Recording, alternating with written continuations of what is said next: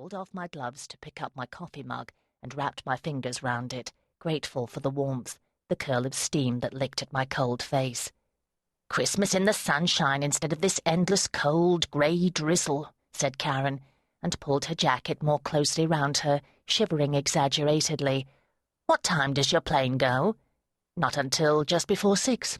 I'm picking Christian up on the way to Heathrow." I said it casually, but felt a small prickle of nervous happiness in my chest.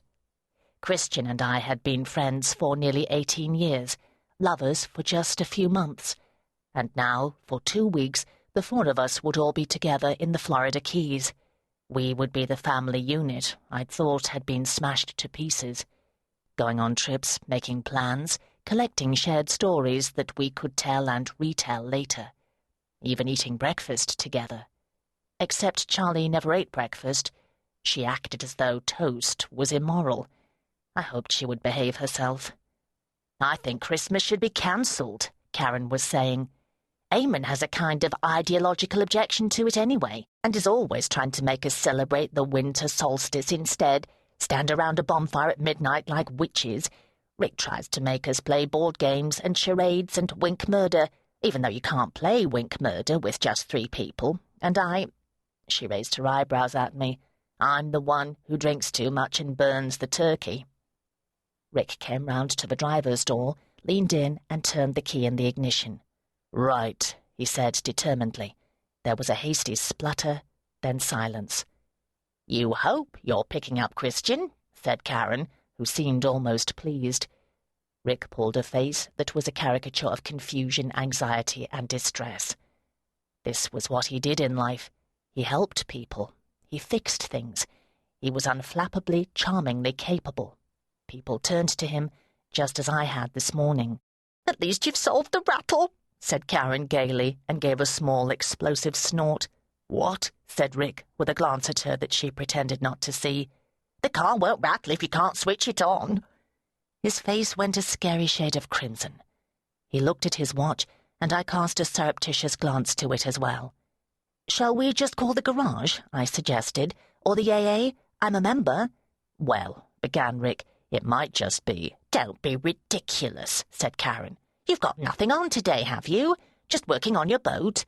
Though God knows why you want to work on your boat on a day like this. And it's the first day of your holiday. You can't just take Nina's car apart and leave it like that. She's got to get to the— "I know. How old is this car anyway?"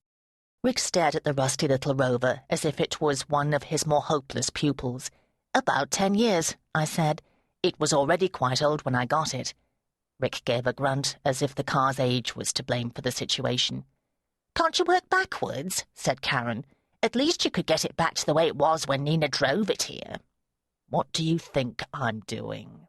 Rick asked with effortful calm. "Don't worry, Nina," Karen said reassuringly. "I'm not worried," I said, and it was true.